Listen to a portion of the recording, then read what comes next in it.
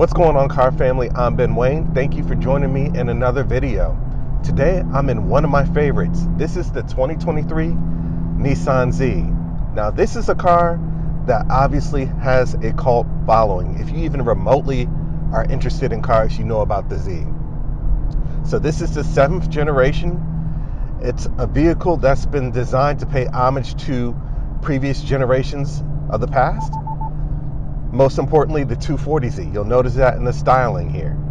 Now, this particular one is done in a Syrian blue. It's eye-catching, and I really love the duotone theme. So we have a gloss black roof, and then we have the blue carrying out through the rest of the car's bodywork. This car is jaw-dropping. The design language is absolutely gorgeous. The heritage is incredible. Anywhere you take this, people are going to stop you and talk to you about it. I actually had police stop me just so they could see this car. That's how attention grabbing it is. Everybody who sees it either wants to take a look at it or wants to know what this car is. So design wise, they've definitely knocked it out the park. And Z's of the past and Z's of the present, it's a sports car that's been designed to be attainable, right? We live in a world today where almost every single car is absolutely expensive. This Z with the performance package is coming in at about $49,000. So if you work hard, you know, that's something that's relatively attainable, right? It's not cheap, but for a sports car and for the fun it gives you and for the noise that you can hear, 49,000 ain't bad. That's not bad at all. So let's go ahead and jump into the styling and talk a little bit about that. We'll start with the front. So when the prototype was first revealed, I was a little skeptical about the squared off grille, but now that I've had time to see the car in person, I think it actually works. It looks nice. So you have a large opening up front. You have LED everything, LED daytime running lamps, LED headlamps, and LED turn signals. So it looks nice and carries over well throughout. The hood design, if you know Z's, you know the hood pulls strong design language from that 240Z. I think that is so cool how they did that. So I really love the heritage that they've placed in the vehicle. They went out their way to pay homage to the car that started it all back in 1969. This car sounds so good. So the power plant, what you're getting is a 3-liter twin-turbo V6, 400 horsepower, 350 pound-feet of torque. In this application, unfortunately, I have the 9-speed automatic, but it does come in a 6-speed manual. So you can get this car in a manual. I highly recommend that you get this one in a manual if you're going to have as much fun with it as possible, right? Is it an all-new engine? No, it's not. But it's been specifically tuned for the Z, right? In addition to that, I mentioned it does have a twin turbo setup. Now, a lot of you are going to have concerns about turbo lag and whatnot because of the twin turbo setup, and that's understandable. The acceleration in this car is relatively linear. It's not going to boost you into tomorrow once you shift the gears because it has a recirculation valve incorporated from the turbos, and that feeds back into the intake, and that's going to help get you a little bit more linear acceleration. So that's really going to help with the overall enjoyment of the vehicle when you're laying into the throttle. Now, speaking of laying into the throttle,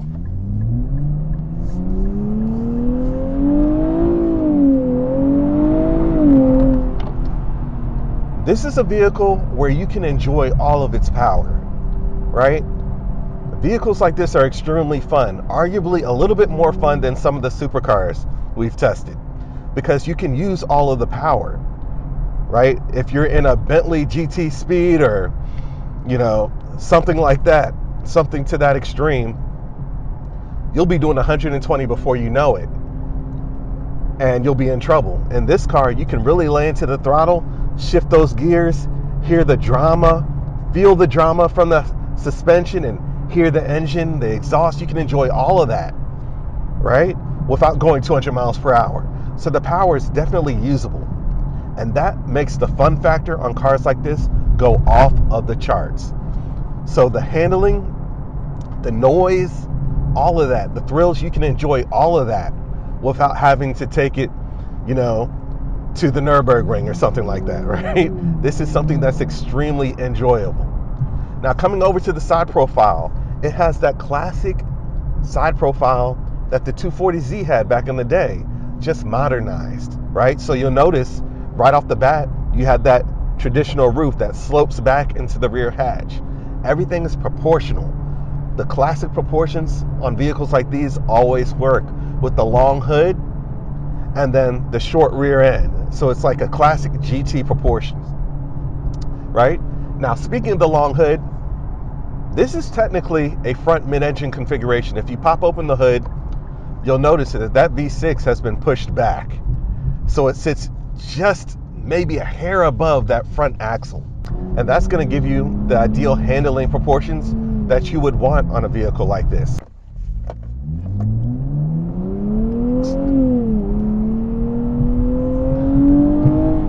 Now, this particular Z features 19-inch raised alloy wheels, your brake rotors, 4-piston up front, 2-piston in the rear, 14-inch diameter rotors up front, and 13.8-inch diameters in the rear.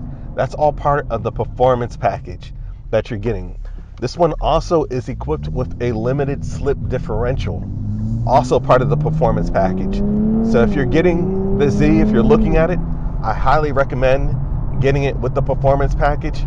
6-speed manual though, right? Up front, you have a double wishbone suspension and a multi-link design in the rear as well.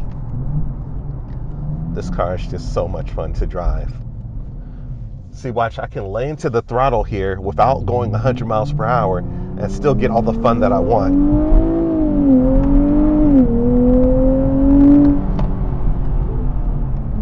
This car really pulls.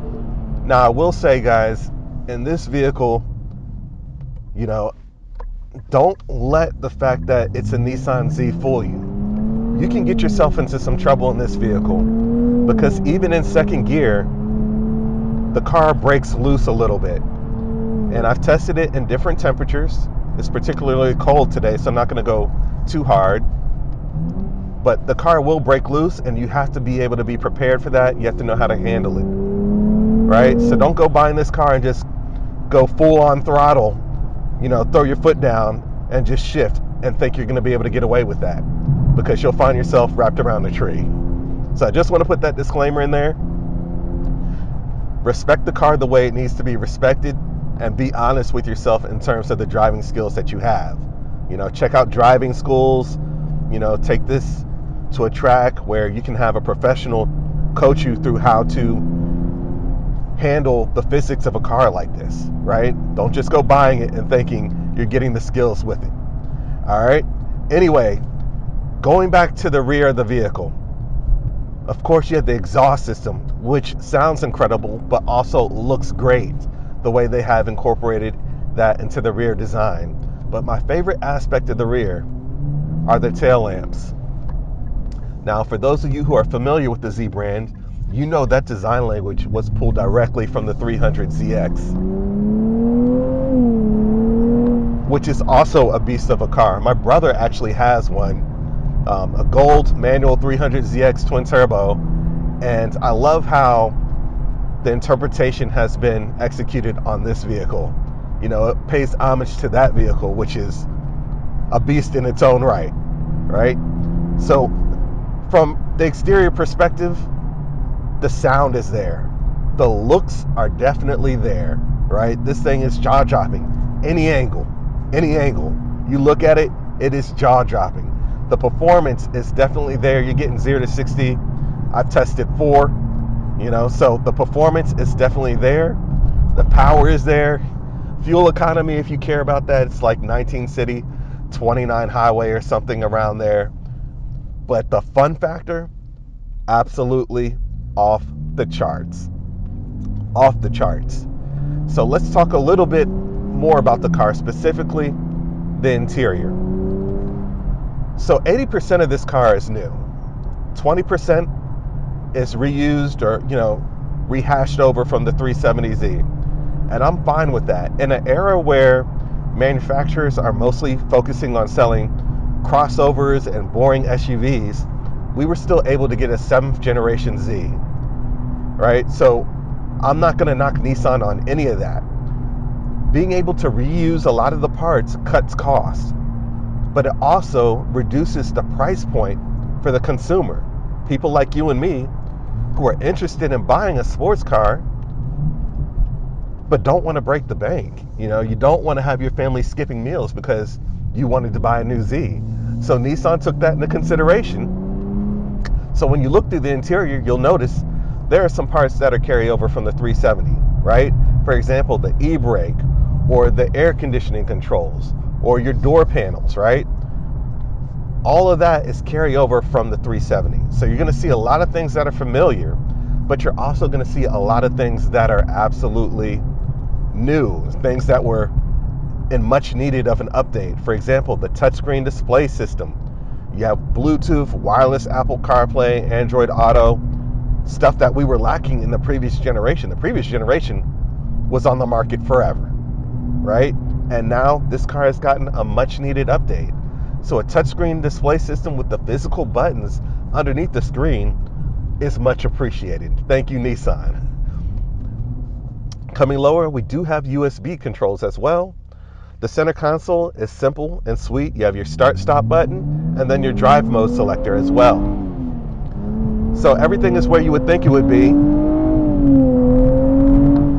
but you do still get some of those buttons from the old 370Z. For example, the heated seat controls in the center console here, you know, that's carryover. But the people who are going to be purchasing this vehicle, be honest with yourselves, you don't really care about that. I know I don't. What you care about is the fun factor. Now, the steering wheel is also all new, right? Totally new design. I really like the way it looks. You have aluminum shift paddles that sit behind the steering wheel that are from the GTR, right? So that's high quality, nice feedback when you touch it. Gives you a nice sense of, you know, feeling when you're using those shift paddles as well.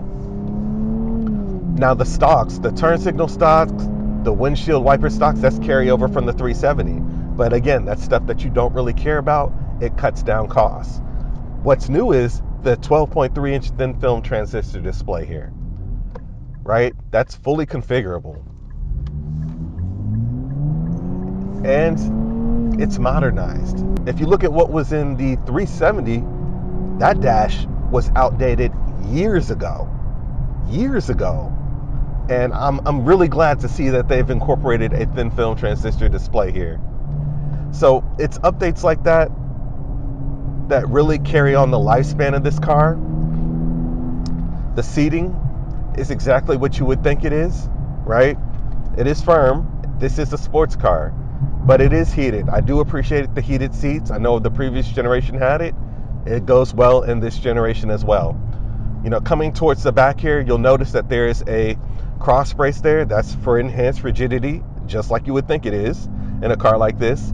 There is a little bit of storage back there, but this is still a vehicle that's daily drivable. Now, even though you have that daily drivability, the storage is at a point where you almost have to know where you're going.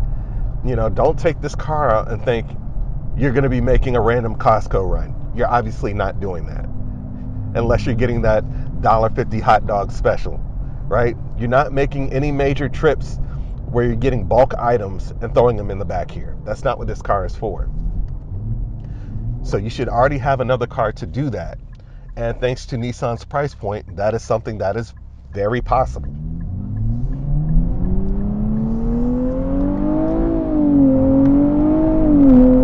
Do you guys hear that noise? This thing sounds amazing. It truly sounds absolutely incredible. And you don't even have to push it that hard to get rewarded by that exhaust note.